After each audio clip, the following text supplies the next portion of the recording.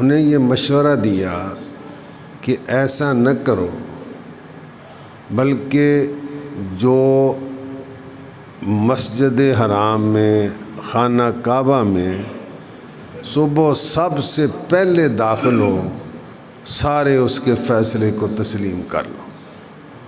اس بات پہ سارے راضی ہوں گے۔ اتفاق سے سب سے پہلے تشریف لانے والے ہمارے آقا حضرت محمد مصطفیٰ صلی اللہ تعالیٰ علیہ وسلم تھے۔ سارے ان کو دیکھ کر بولے کہ ہمیں ان کا فیصلہ منظور ہے۔ اللہ کریم نے جنہیں نبوت سے سرفراز فرمایا ہوتا ہے، انہیں عقل بھی سب سے اعلیٰ، ہر وصف سب سے اعلیٰ، عقل بھی سب سے اعلیٰ عطا فرمائی ہوتی ہے۔ نبی مکرم صلی اللہ علیہ وسلم نے فرمایا، ایک بڑی چادر لاؤ۔ سب نے تعمیل حکم کی، بڑی چادر لائی۔ نبی پاک علیہ السلام نے اپنے دست مبارک سے حجر اسود کو پکڑا اور چادر میں رکھ دیا۔ فرمایا جو قبیلے دعوے دار ہیں کہ ہم نے اٹھانا ہے، وہ سارے آئیں اور اس چادر کو پکڑیں۔ جب انہوں نے پکڑ لیا تو آپ نے فرمایا اس کو اٹھاؤ، اور آپ سب کی طرف سے وکیل مقرر ہوں گے کہ میرا کام تمہارا کام ہوگا۔ جب حجر اسود نصب کرنے کے مقام پہ پہنچا تو نبی پاک صلی اللہ علیہ وسلم نے اپنے دست مبارک سے حجر اسود کو پکڑ کر اس کی جگہ پر رکھ دیا۔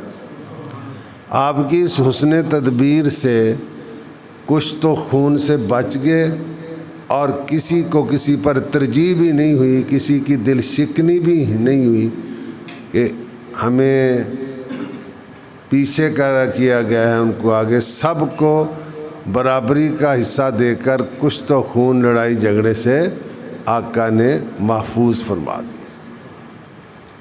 جب نبی مکرم صلی اللہ علیہ وسلم نے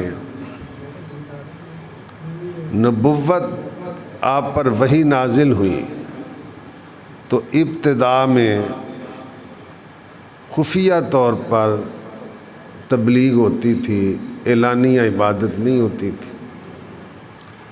اللہ کریم کا حکم آیا، وَأَنذِرْ عَشِيرَتَكَ الْأَقْرَبِينَ، اے محبوب اپنے قریبی رشتہ داروں کو خبردار کریں، عذاب الہی سے ڈرائیں، اور فَاصْدَعْ بِمَا تُؤْمَرُ، جس چیز کا آپ کو حکم دیا گیا ہے آپ اعلانیہ بیان کریں۔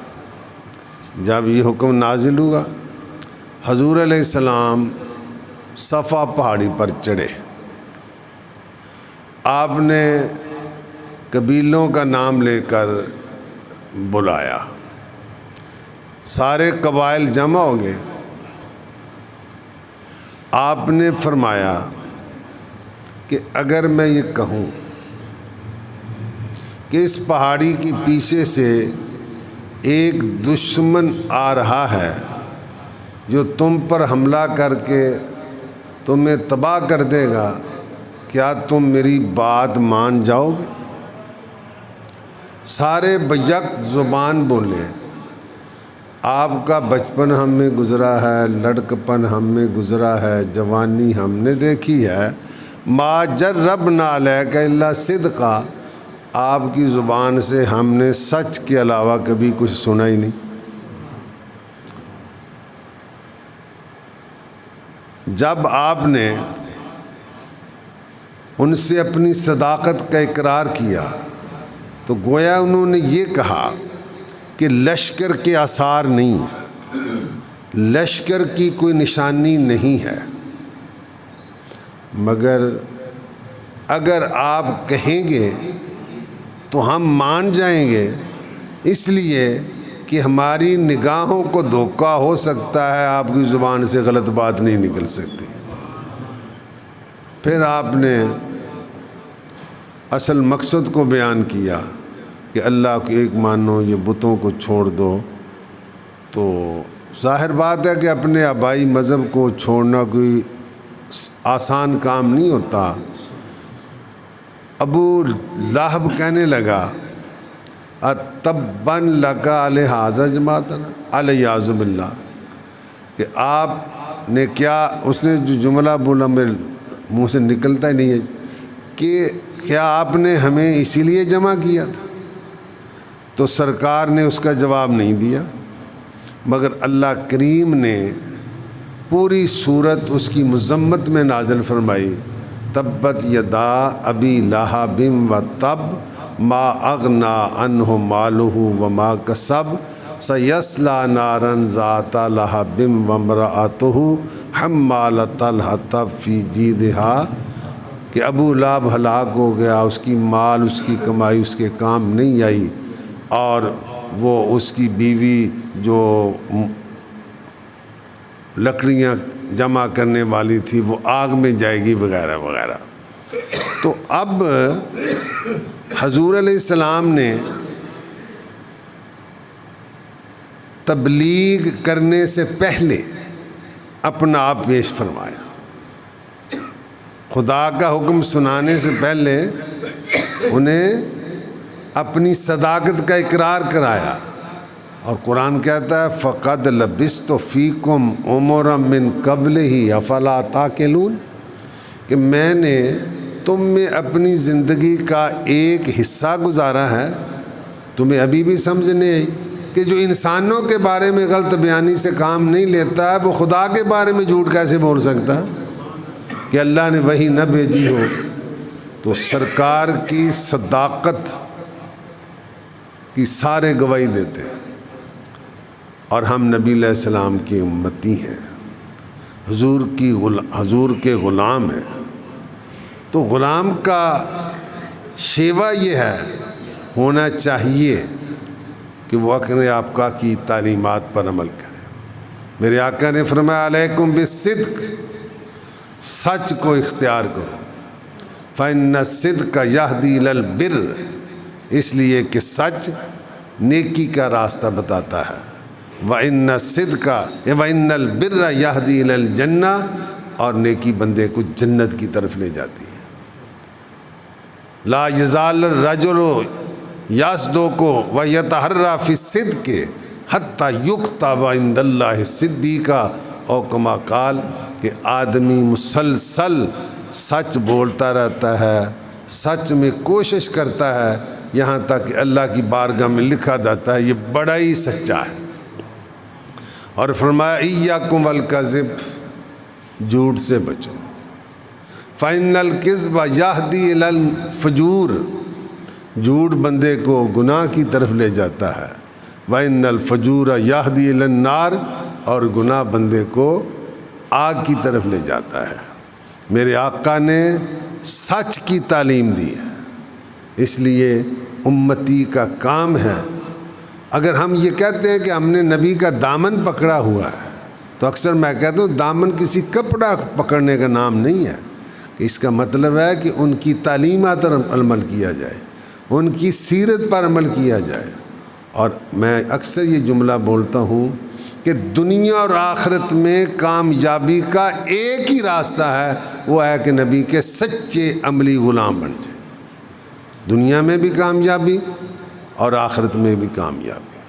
ہم اپنے گریبان میں جھانک کر دیکھیں کہ ہم اپنی زندگی میں سچ کو کہاں تک اپناتے ہیں، سچ کہاں تک بولتے ہیں۔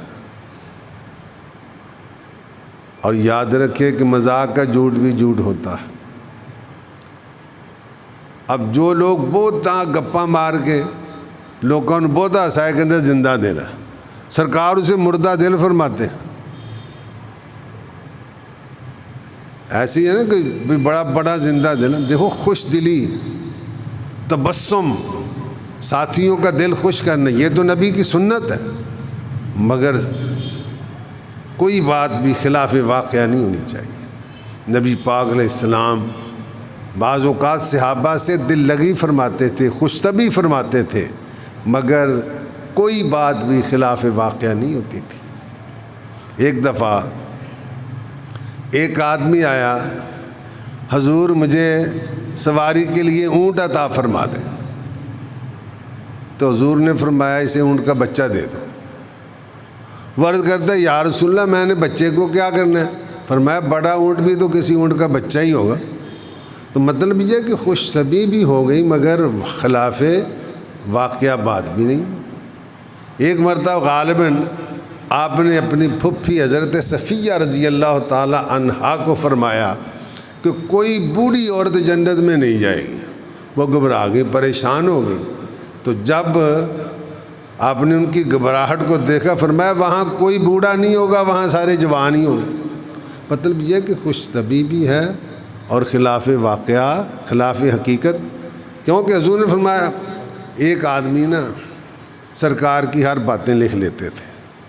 کسی نے ان کو روکا کہ سرکار کبھی غصے میں ہوتے ہیں، کبھی خوشی میں ہوتے ہیں۔ ان کا مطلب یہ ہے کہ جیسے عام انسان کی ہر بات لکھنے والی نہیں ہوتی ہے نا، تو سرکار بھی اس طرح کبھی غمی میں، کبھی خوشی میں، کبھی جلال میں، کبھی غضب میں، تو اس لیے ہر بات نہیں لکھنی چاہیے۔ انہیں یہ سن کر لکھنا چھوڑ دیا۔ سرکار نے جب دیکھا کہ انہیں لکھنا چھوڑ دیا ہے، فرمایا کیا بات ہے؟ عرض کیا یا رسول اللہ کبھی آپ غضب میں ہوتے ہیں، کبھی رضا میں، کبھی غصے میں، کبھی خوشی میں، اس لیے ہر بات تو لکھنے والی نہیں ہوتی۔ فرمایا اکتب لا یخرج منہ الا حق، لکھ میری زبان سے حق کے علاوہ بات نکل سکتی نہیں ہے۔ اکتب لا یخرج منہ الا، وہ دہن جس کی ہر بات وحی خدا، وما ینطق عن الہویٰ، وہ دہن جس کی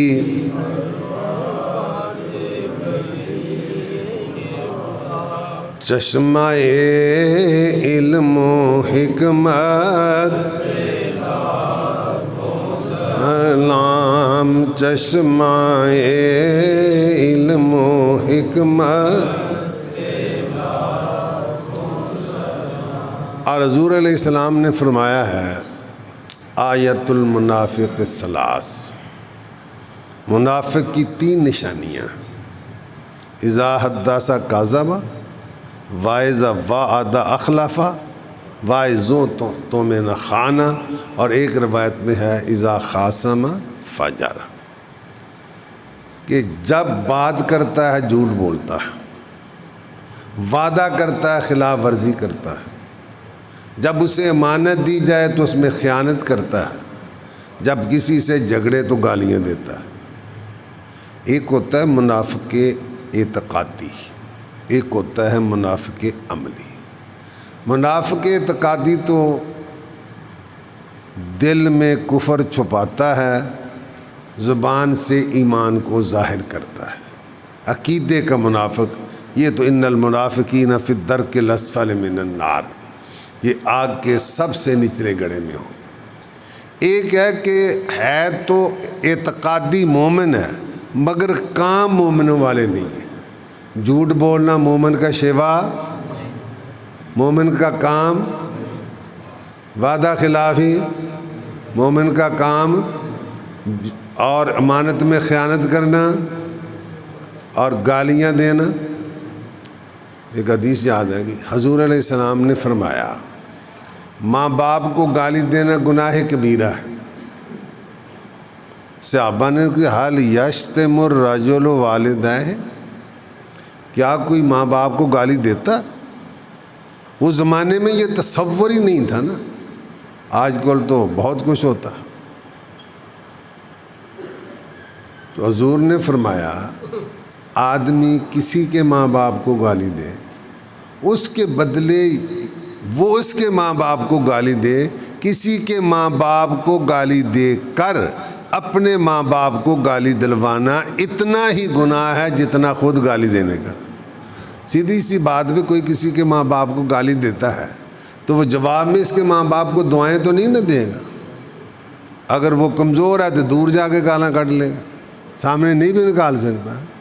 تو اس لیے حضور علیہ السلام کی سیرت طیبہ لقد کان لکم فی رسول اللہ اسوۃ حسنہ، کہ تمہارے لیے رسول اللہ کی زندگی اسوہ حسنہ ہے، نمونہ عمل ہے، مینار نور ہے.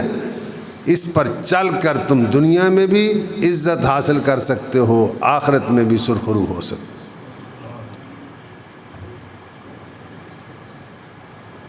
غزوہ بدر یہ طے شدہ پروگرام کے مطابق نہیں ہوا تھا. ہنگامی طور پر، جس کو آپ ایمرجنسی کہتے ہیں، یہ غزوہ برپا ہو گیا تھا. 2 صحابہ حضرت حذیفہ اور حضرت ابو حسین یہ کہیں سے آ رہے تھے، انہیں جنگ کا پتہ نہیں تھا. کافروں نے انہیں پکڑ لیا اور اس شرط پہ چھوڑ دیا کہ تم وعدہ کرو کہ اس جنگ میں ہمارے خلاف نہیں لڑو. انہوں نے وعدہ کر لیا. حضور علیہ السلام کے پاس آئے، عرض کیا یا رسول اللہ آپ ہمیں لڑنے کی اجازت دیں. ہم نے بادل ناخواستہ مجبوراً وعدہ کیا ہے. وہ بھی کافروں کے ساتھ، مومنوں کے ساتھ تو نہیں تھا نا. اور جنگ بدر میں مسلمانوں کی تعداد کتنی تھی؟ 313. کافروں کی 1000. کافروں کی مسلمانوں دی ایک بندے دی لوڑ ہے، ایسے کہ نہیں؟ انہیں کافروں کے مقابلے میں ایک سپاہی کی لوڑ تھی. وہ عرض کرتے ہیں یا رسول اللہ ہم نے مجبوراً وعدہ کیا ہے، آپ ہمیں اجازت دیں لڑنے کی. آپ نے فرمایا ہم ہر حال میں وعدے کی پاسداری کریں گے، ہم ہر حال میں. آپ نے 2 جانثاروں کو جنگ سے الگ رکھنا گوارا فرما لیا، مگر عہد شکنی کی، وعدہ خلافی کی اجازت نہیں تھی. تیری صورت تیری سیرت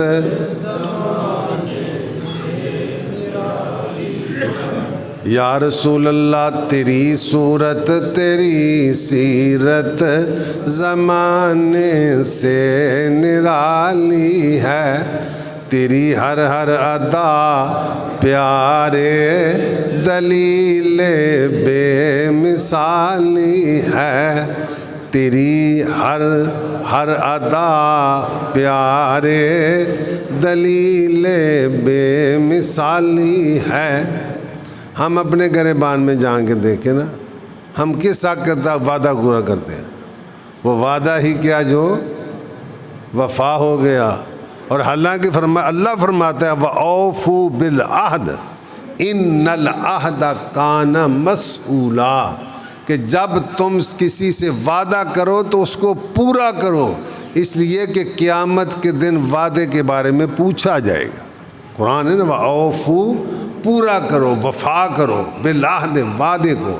ان العہد کان مسئولا، پوچھا جائے گا کہ تم نے وعدہ کیا اور اس کو پورا کیوں نہیں کیا. ہم اس کو سمجھتے کچھ نہیں. ہم اس کو، اور پھر کیا جب میں کہتا ہوں الہی میرا حال دیکھ، جب میں کہتا ہوں الہی میرا حال دیکھ، حکم ہوتا ہے کہ اپنا نامہ اعمال دے. لیکن وہ تھوڑے تھے صحابہ، جنگ میں کتنے سے 313. اور سامان کیا تھا؟ تھے ان کے پاس 2 گھوڑے، 313 کو 2 گھوڑے، باقی اونٹ تھے ان کے پاس. 2 گھوڑے 6 زرہیں 8 شمشیریں، 8 تلواراں صرف لڑنے واسطے.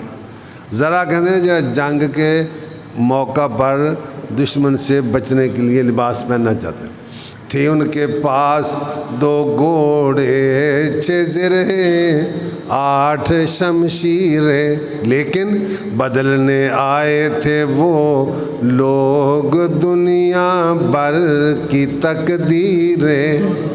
بدلنے آئے تھے وہ لوگ دنیا بھر کی تقدیریں. تو میرے آقا نے دو جانثاروں کو جنگ سے الگ کر دیا، لیکن عہد شکنی کی وعدہ خلافی کی اجازت وہ بھی کافروں کے ساتھ، مومنوں کے ساتھ نہیں، وہ بھی۔ تو ہم اپنی زندگی میں دیکھیں کہ ہم کس حد تک وعدے کی پاسداری کرتے ہیں۔ تو اس لیے نبی علیہ السلام کی تعلیمات پر عمل کرنے سے ہی انسان سرخرو ہو سکتا ہے۔ آج انسان بطور مسلمان پستی میں ہے، کار مذلت میں ہے۔ اس سے نکلنے کا واحد راستہ نبی پاک علیہ السلام کی حیات طیبہ اور سیرت مبارکہ کو سامنے رکھ کر اسے مشعل راہ بنانا ہوگا، تو تب جا کے بات بنتی۔ کافر آپ کی جان کے دشمن تھے، خون کے پیاسے، اس کے باوجود اپنی امانتیں حضور علیہ السلام کے پاس رکھتے تھے۔ الفضل ما شاہدت بہ الاعداء، کمال وہ ہوتا ہے جس کو دشمن بھی مانتا ہو۔ مریداں تو مننا ہی ہوں، مریدوں نے تو جو کسی سے عقیدت رکھتا ہے اس نے تو ماننا ہی ہوتا ہے۔ کمال وہ ہے جس کو دشمن بھی مانے۔ الفضل ما شاہدت بہ الاعداء۔ تو آپ کی دیانت دشمن ہے مگر امانتیں رسول اللہ کے پاس رکھتے ہیں، کہ انہیں یقین تھا کہ کسی بھی جگہ ہماری امانت ضائع ہو سکتی ہے مگر یہاں ہماری امانت ضائع نہیں ہو سکتی۔ اور حضور علیہ السلام نے امانت کی ادائیگی کا کیسا اہتمام و انتظام فرمایا۔ جب آپ نے مکہ چھوڑا کیا حالات تھے؟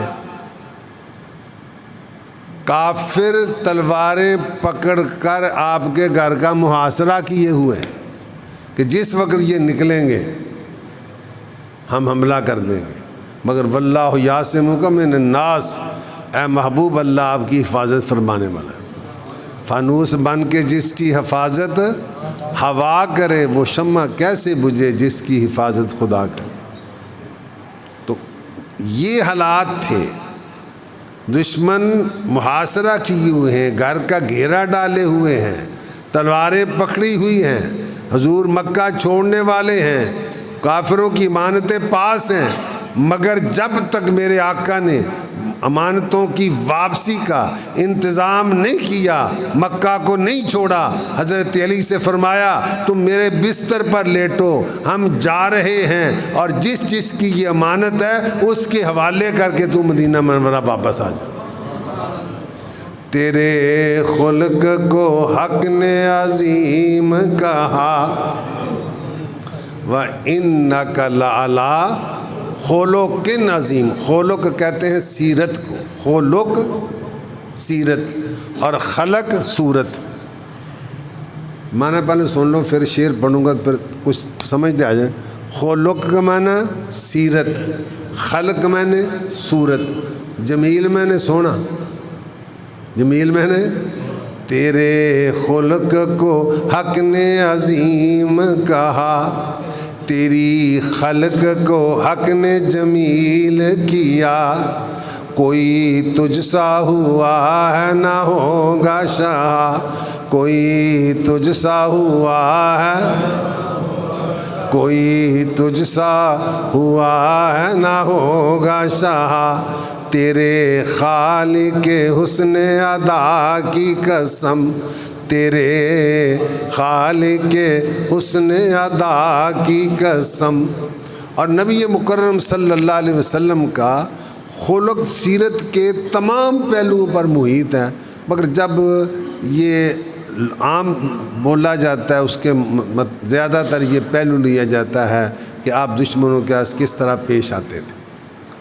احد کے مقام پر آپ شدید زخمی ہوئے، دندان مبارک شہید ہوئے، لوہے کا خود زمین سر پہ کھب گیا، آپ کی شہادت کی خبر مشہور ہو گئی۔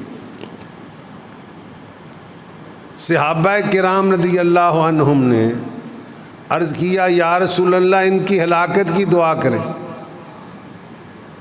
کافروں کی ہی، مگر میرے آقا نے دعا کیا فرمائی؟ اللہم اہد قومی فإنہم لا یعلمون، یا اللہ میری قوم کو ہدایت دے، بڑے بے سمجھ ہیں، ان کو سمجھ عطا فرما۔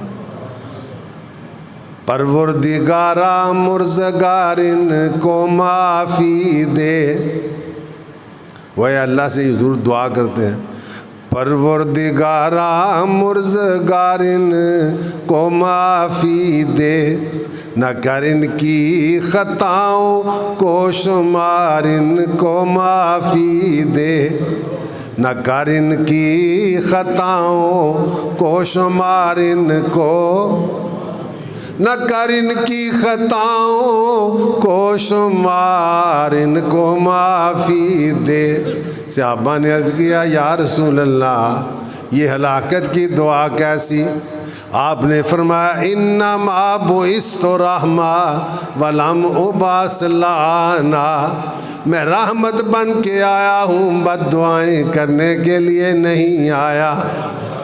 یہ سن کر رحمت للعالمین نے ہنس کے فرمایا، یہ سن کر، جب صحابہ نے کہا حضور یہ کیسی ہلاکت کی دعا ہے، یہ سن کر رحمت للعالمین نے ہنس کے فرمایا کہ میں اس دہر میں قہر و غضب بن کر نہیں آیا، کہ میں اس دہر میں قہر و غضب بن کر، سکیم اس طرف سرکار کی ایذا کی ہوتی تھی، کافر حضور کو تکلیفیں پہنچانے کے منصوبے بناتے تھے، سکیم میں اس طرف سرکار کی ایذا کی ہوتی تھی، ادھر چشمان احمد آسیوں کے غم میں روتی تھی،